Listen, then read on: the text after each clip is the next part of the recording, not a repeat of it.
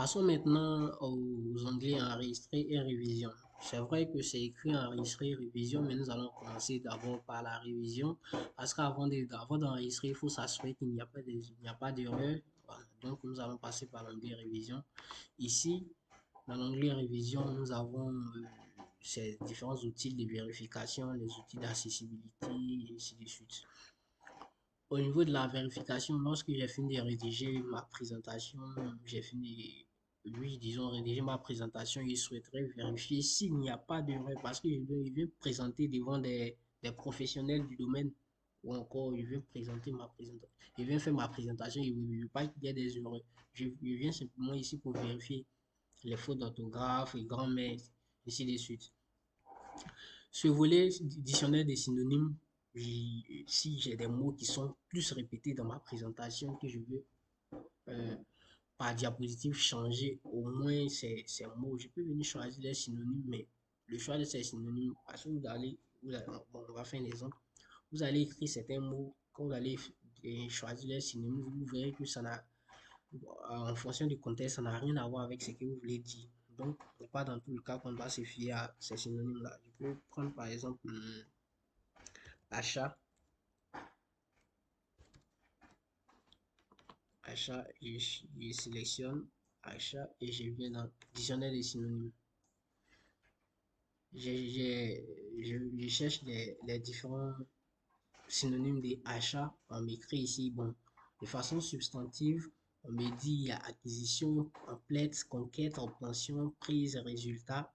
Mais quand je viens au niveau des antonymes, bon, vente, cession, donc, je dois savoir plus ou moins ce que je vais véhiculer comme information à travers le mot que je vais changer. Parce que si ici, achat, euh, ils ont mis prise, par exemple, le résultat. Or, en réalité, ce que je vais dire, c'est pas le résultat, c'est le fait d'acheter quelque chose. Donc, je ne vais pas me dire, je ne vais pas venir prendre le résultat. Je peux prendre, par exemple, acquisition.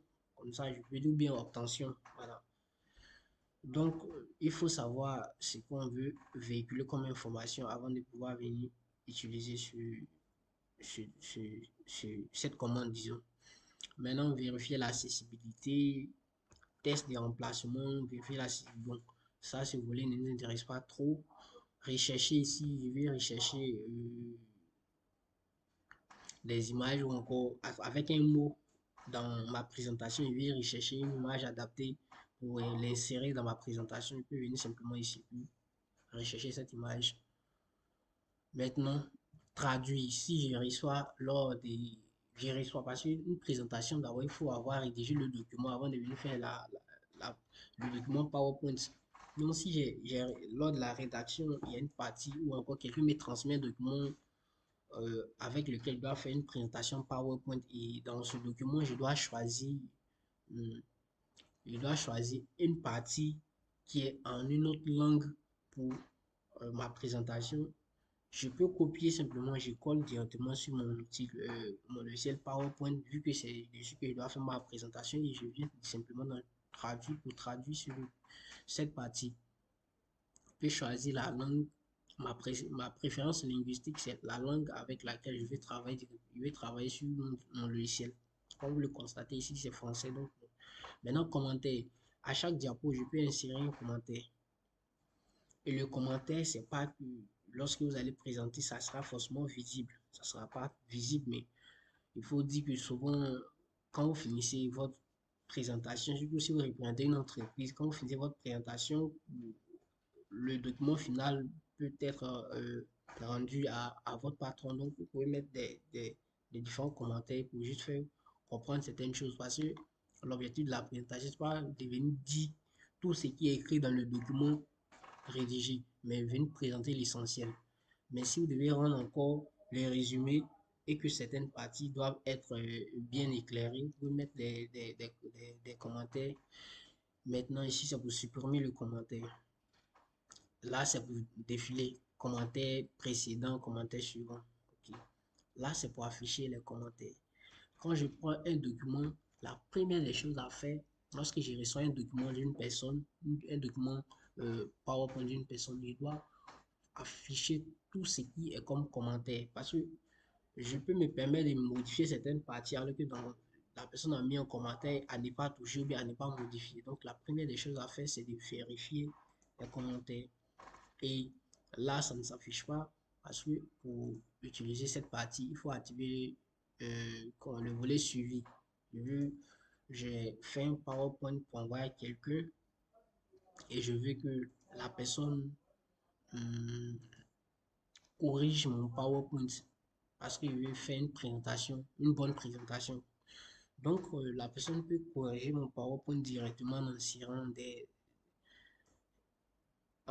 des écritures ou encore en mettant des commentaires. Donc, c'est à ce niveau-là, vu que j'ai activé mon suivi, donc je peux aller regarder là-bas si les modifications que la personne a apportées me conviennent, je clique simplement sur accepter et puis bon, tout ce que la personne a écrit, je prends en compte et ça devient mon document final. Cependant, s'il y a certaines parties auxquelles je ne suis pas tout à fait d'accord, je viens simplement appuyer sur refuser pour annuler ces différentes parties et puis conserver ce que moi-même j'ai produit comme document.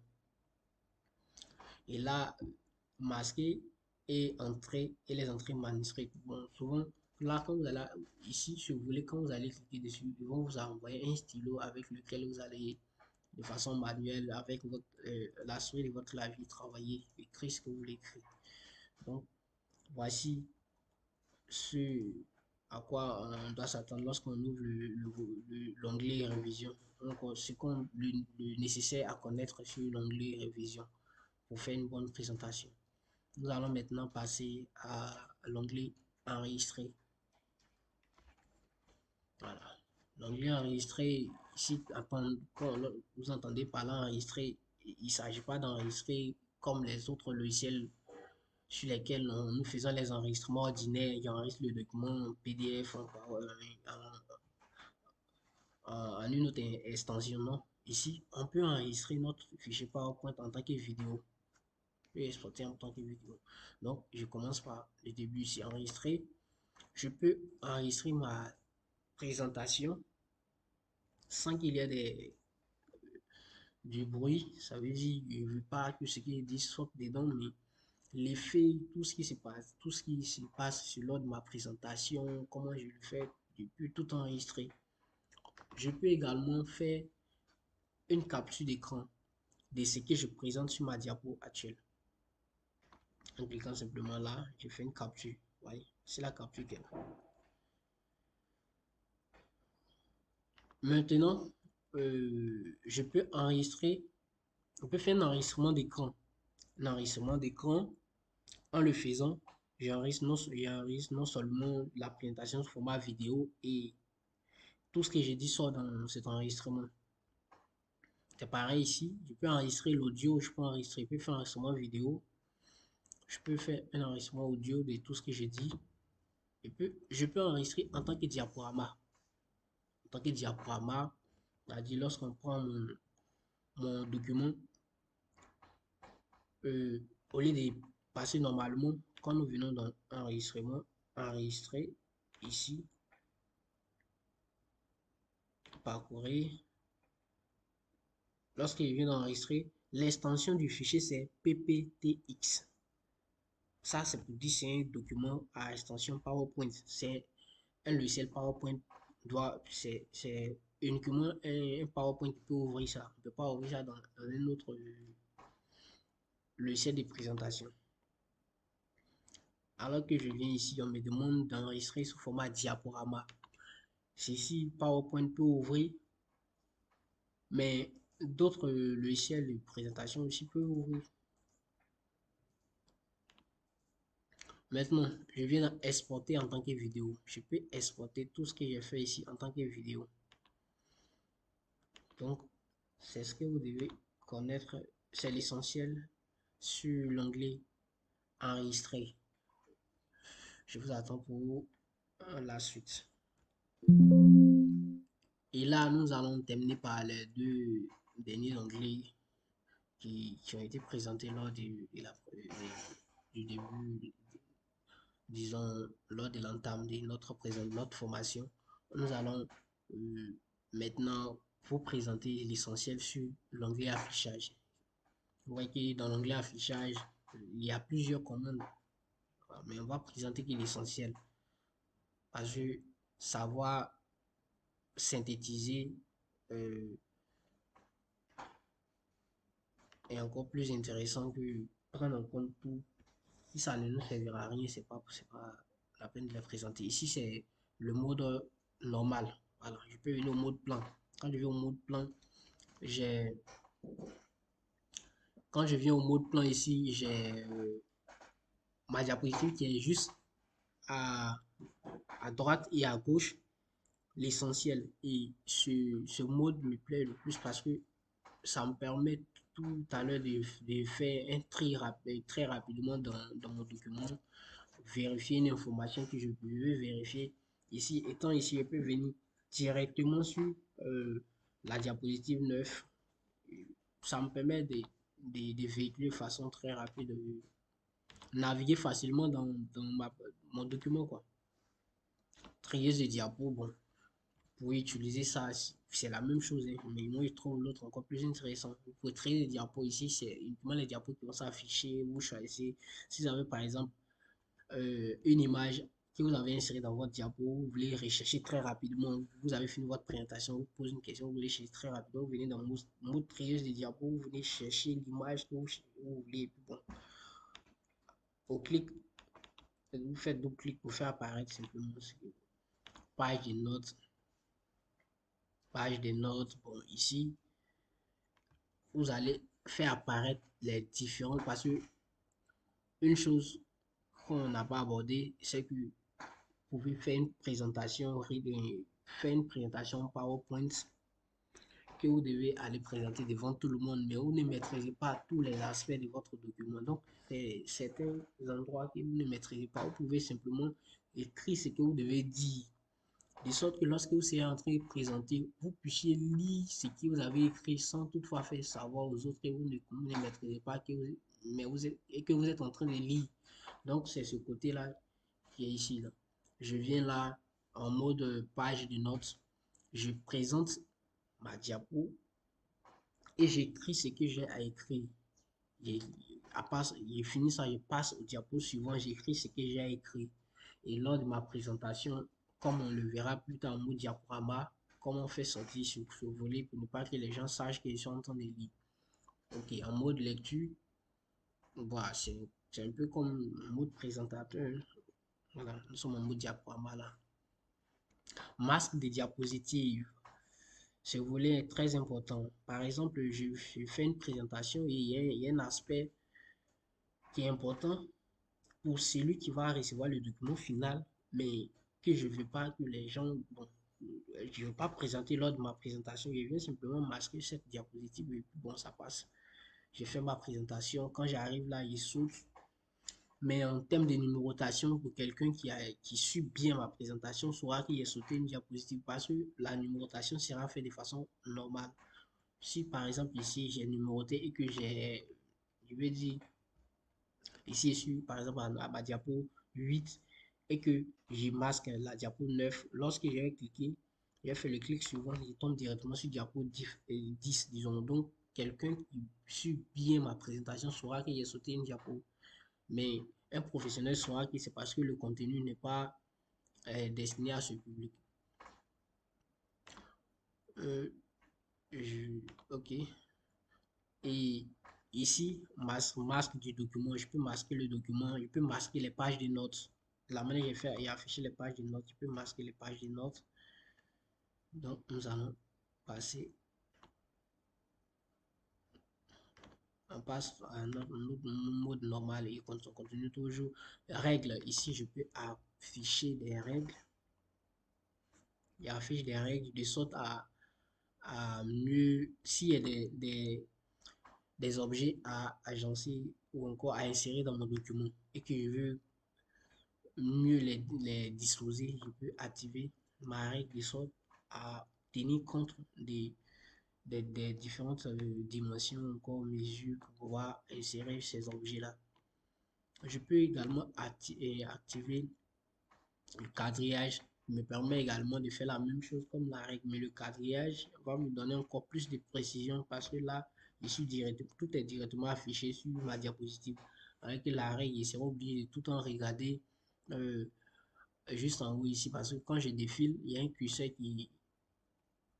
qui passe au niveau de l'arrêt. Par exemple, ici, si je viens à 12, il y a un curseur là-bas qui m'indique qu'il est sur, ici, et je suis 12 par exemple. C'est comme si les cas entre le début et là, ça me fait 12 cm. C'est ce que cela veut dire. Je peux aussi activer mon repère. Mon repère va simplement me dire que lorsque je viens ici, je suis au centre. Une note, comme je vous l'avais dit, on peut ajouter des notes à différentes diapositives. Et couleur, ici, on revient un peu à l'onglet conception.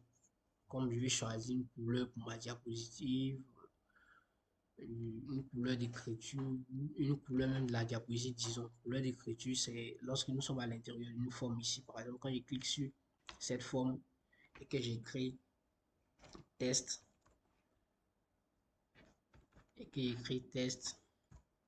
je peux venir directement ici et à travers là changer la couleur de l'écriture, ainsi de suite.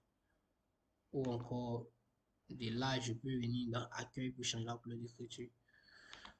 Donc, c'est ce que nous devons voir parce que le reste nous intéresse peu. Les macros et autres changements de fenêtres, ça nous intéresse peu parce que pour une présentation, on n'a pas nécessairement besoin de tout ceci. Cependant, pour un autre volet, pour ceux qui souhaiteraient avoir plus de compétences dans la présentation des documents PowerPoint, on verra ça. Et terminons maintenant par notre onglet diaporama. Et notre onglet diaporama, ici, il s'agit de comment on va présenter notre document avec un vidéoprojecteur. Parce que la finalité, c'est aller montrer aux gens, soit avec un vidéoprojecteur, même si on doit projeter sur un écran, peu importe, mais c'est avec un vidéoprojecteur. Donc, quand je viens ici, je veux présenter, je vais rentrer en mode présentateur ou encore je veux passer en mode diaporama à partir du début du document. Parce que là, je suis à la diapo 6. Si je clique ici, ma présentation va se faire à partir de ma première diapo jusqu'à la dernière diapo. Cependant, si je souhaiterais présenter uniquement cette diapo ou encore commencer ma présentation à partir de cette diapo, je peux cliquer ici à partir de la diapositive actuelle. Donc, on va essayer, on va joindre l'action à, la théorie et vous voyez ici à la première diapo, ainsi de suite. Quand je viens là, si je dois commencer ma présentation et que je clique là, je vais commencer à partir de diapo 7. Pourquoi? Parce que lorsque j'avais commencé par la première diapo, vous avez entendu un son d'appareil photo parce que là-bas j'avais appliqué un son lors de ma transition. Donc, si vous n'entendez pas des sons ici, c'est parce que je ne suis pas à la première diapo, mais je suis plutôt à la 7e diapo. Ok, diaporama personnalisé, ça ne n'importe plus. Configurer le diaporama, on peut le configurer pour configurer notre diaporama. Masquer la diapositive, comme je vous l'avais dit au départ, on peut masquer notre diapositive. Vérifier le minutage, on l'a déjà vu. On vient maintenant dans enregistrer, ça fait partie ici, c'est tout ce qui est comme enregistrement, on a déjà vu dans l'onglet enregistrer, lire la narration, ainsi de suite. Bon, ça nous importe peu. Et moniteur automatique, bon. Donc, l'essentiel que vous devez connaître dans diaporama, c'est ce qui a été dit ici à partir du début, à partir de la diapo actuelle. Et puis,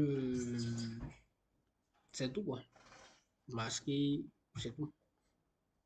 Maintenant, quand je viens dans, bon, je vais ajouter des notes ici d'abord. Je vais ajouter des notes, je m'appelle, bon, c'est pas nécessaire, c'est que j'ai écrit des notes, je vais vous montrer quelque chose quoi. Voilà, j'ai fini d'écrire ça, je viens dans, à partir de la diapo actuelle. Vous voyez, quand je vais présenter mon document sur le vidéoprojecteur, c'est comme ça que ça va s'afficher sur l'écran.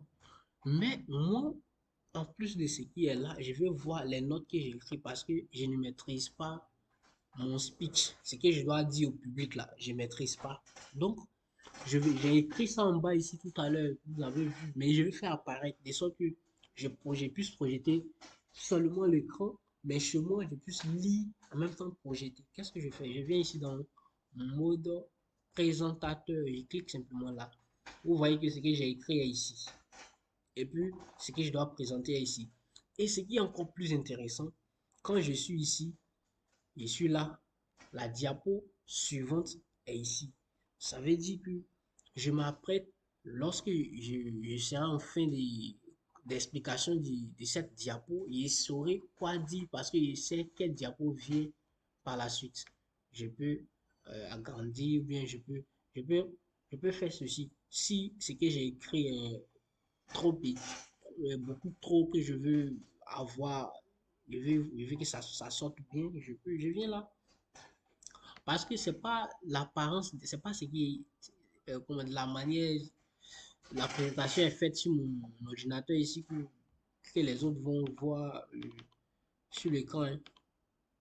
C'est ce que je projette sur l'écran, hein. C'est la taille de ce qui est affiché sur l'écran qui sera affiché. Donc moi, je peux ajuster ici comme je veux pour que je puisse mieux voir les notes que j'ai mises en bas de mes différentes diapositives. Non, c'est cette partie-là qui paraît encore plus intéressante.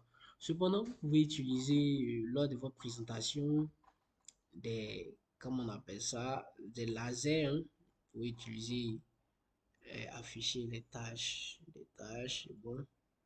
Bon, je veux là, afficher la barre des tâches, c'est pas nécessaire, hein. Je peux venir là, je viens là. Là, ici, c'est tri des diapositives, là. Je peux venir là, rechercher, zoomer, je peux zoomer.